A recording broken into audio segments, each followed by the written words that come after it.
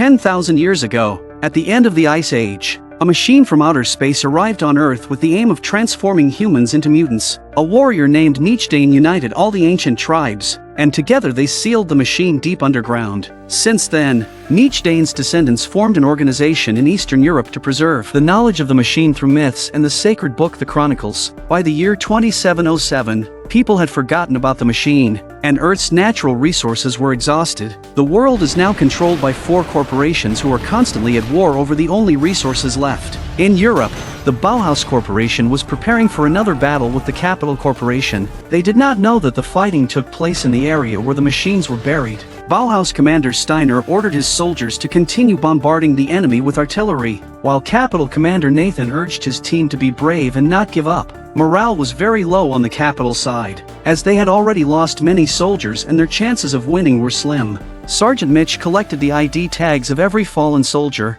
determined to honor their memory. At that moment, Bauhaus deployed their tanks, firing back with cannons, and another battle began. The resulting explosion revealed the location of the buried machine, even cracking open its hatch, but no one noticed. Bauhaus responded with grenades and poison gas, which quickly spread through the Capital trenches, instantly killing any soldier who didn't have time to put on a mask. Soon, Bauhaus soldiers stormed the Capital trenches, killing every soldier in sight. Mitch was almost killed, but Nathan saved him at the last moment by shooting the attacker. Refusing to give up, they quickly began a counterattack. Another massive explosion caused the roof of the cave where the machine was buried to crack open and collapse. A strange creature crawls out of the resulting hole and runs up to the soldier and knocks him down. Soon, more mutants began to crawl out of the hole, attacking the Capital trenches and wiping out most of the soldiers within seconds. When Bauhaus entered the area, they were shocked to see the slaughtered bodies, and the mutants took advantage of their distraction to attack them.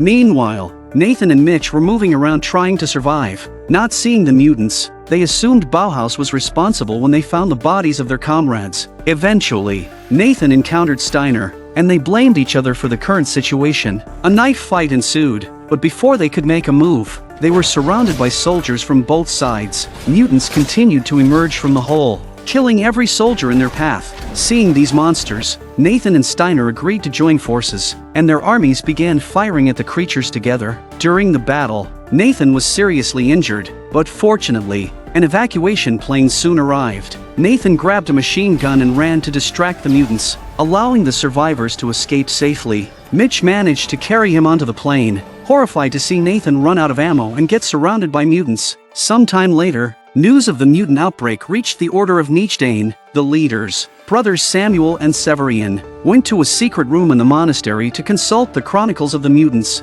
hoping it would tell them how to destroy the machine. The book revealed that the mutants would carry the wounded who couldn't die to the machine and turn them into monsters. No army on Earth could defeat them because they were too strong. However, the book also predicted that a chosen one would be able to destroy the machine. Samuel organized a meeting with the leaders of the 4 corporations to discuss the current situation. The mutants had already taken over many major cities, so they proposed evacuating humanity to Mars. But Samuel pointed out that there weren't enough spacecraft for everyone and believed the mutants were smart enough to follow them. Samuel suggested a better plan: send a team into the cave to destroy the machine. However, the corporate leaders continued to argue and couldn't reach a decision. As the unstoppable mutant attacks continued, city life deteriorated daily. Evacuation efforts soon began. As Samuel predicted, the monsters killed any soldiers trying to protect the streets. Families without enough evacuation tickets were torn apart. Sometimes, explosions meant to hit the monsters also took down evacuation ships, killing every civilian inside along with the creatures. Privately, one leader told Samuel that due to his poor health, he couldn't fly to Mars, but he gave Samuel his ship and evacuation tickets. After attracting volunteers to the mission by promising that their relatives will be able to escape,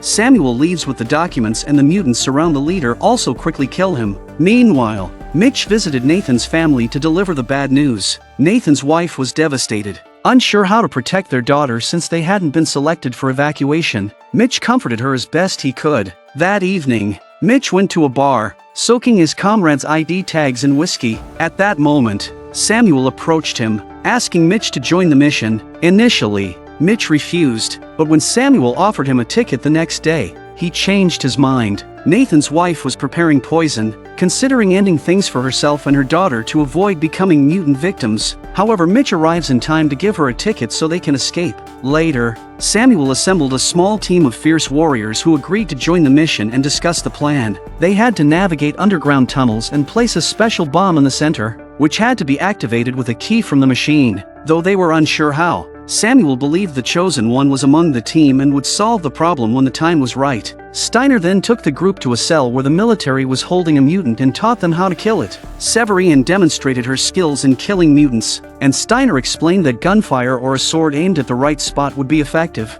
The team then gathered weapons and supplies, ready to depart. Before boarding the plane, they received a set of sacred swords. The airship shook violently but managed to take off safely. During the flight, the team shared stories about the tickets they gave to their loved ones. Suddenly, they noticed a civilian ship flying towards them and tried to contact it, asking it to change course, but received no response. It turned out the civilian plane had been hijacked by mutants, so Samuel's team opened fire. After several failed shots, they lost sight of the enemy ship in the clouds. Their own aircraft was suddenly hit by a massive explosion. The plane caught fire, and the team was forced to head for the escape pods, but the pods were jammed. The pilot, severely injured, used his last breath to pull the manual lever, freeing the pods. Parachutes deployed to help them land, but the capsule was too heavy, and the parachutes quickly broke. The capsule plummeted at high speed, and the team argued about when to deploy the backup chute. Just as the capsule smashed through a building, the team activated the backup parachutes. The capsule landed in an open field, with everyone unharmed except for the captain,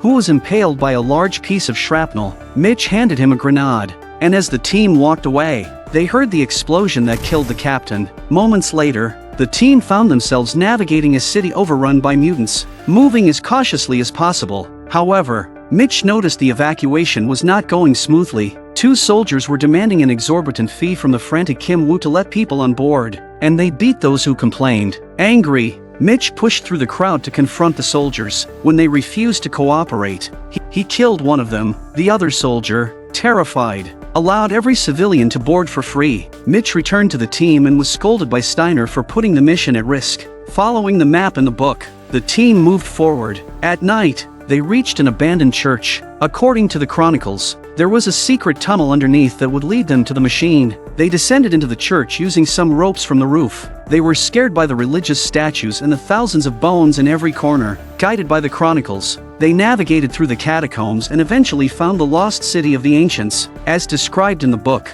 an elevator shaft would take them to the tunnel, meaning they now had to descend from a height of 60 floors. Kim Woo set up an anchor at the top and provided cover from the elevator car. The team secured the ropes and began their careful descent. They reached the distance mentioned in the book but couldn't see any entrance. Samuel decided to consult the chronicles. He slipped and fell. Mitch tried to catch him, but the chain broke, and Samuel fell. Fortunately, Samuel was unharmed but found himself surrounded by mutants. Mitch jumped down, using bullets and flames to protect Samuel and closing the elevator door to buy some time. Steiner heard the noise and threw a grenade. Severian caught it in time and threw it into the hole below, preventing Samuel from getting hurt. The noise attracted more mutants. As the rest of the team joined, an intense battle ensued. They fought as hard as they could but were clearly overwhelmed.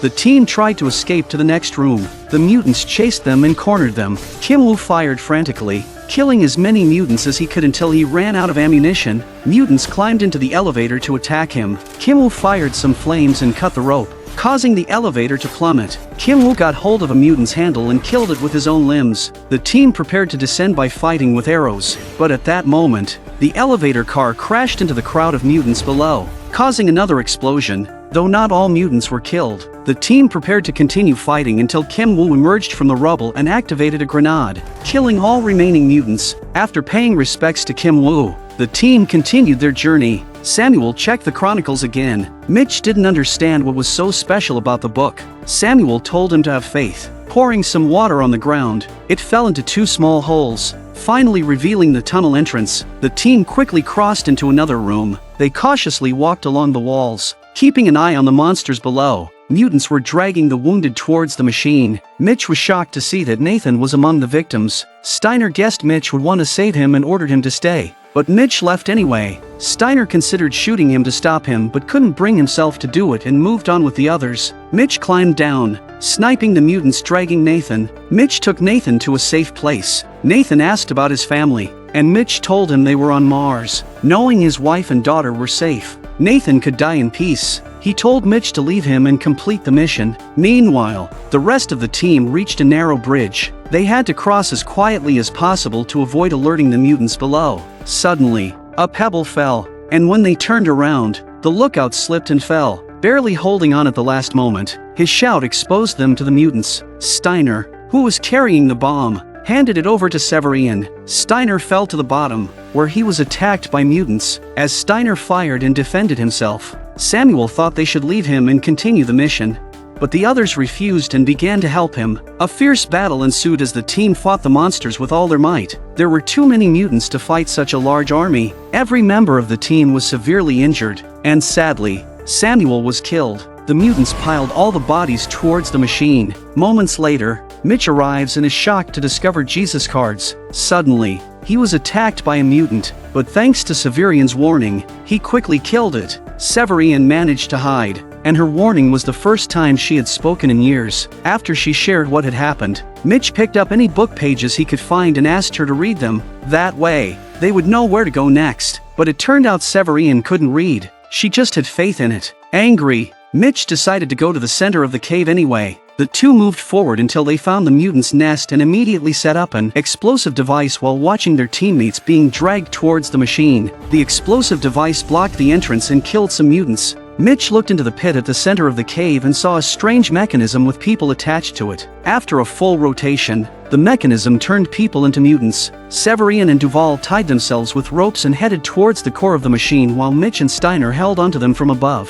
Soon, the mutants began to break through the rock pile at the entrance. Steiner handled the ropes alone and went to fight the monsters. He activated a grenade and went down, killing all the mutants in the process. The weight of the rope was too much for Mitch. He couldn't handle it alone and was dragged to the edge of the pit until he fell. The women also fell, landing safely, but Mitch ended up on the mechanism, which activated and pinned him down. Mitch was exposed to radiation, and mechanical arms began inserting various chips into his body. The last chip was supposed to go into his head, which Mitch kept dodging. At this point, the machine malfunctioned, breaking the restraints, and Mitch was free. He grabbed a gun, destroyed the mechanical arms, and used a knife to remove the chips. His face was still somewhat mutated, but he never fully turned into a monster. The team finally reached the core of the machine. Mitch prepared the bomb, while Severian and Duval fended off the monsters from both sides. Mitch didn't know which hole the detonator should go into, so he had to figure it out from the few pages he had. Severian dealt with a few more monsters, but she froze when she saw the mutated Samuel approaching.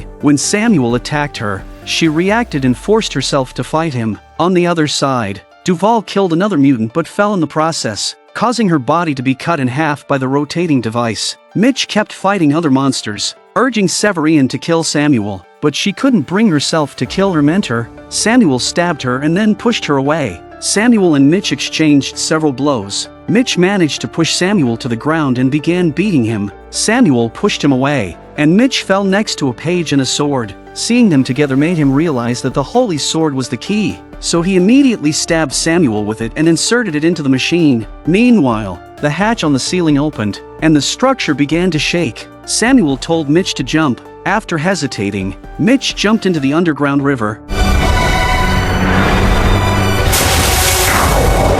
When he surfaced, he watched the machine take off, fly into space, and finally leave Earth forever.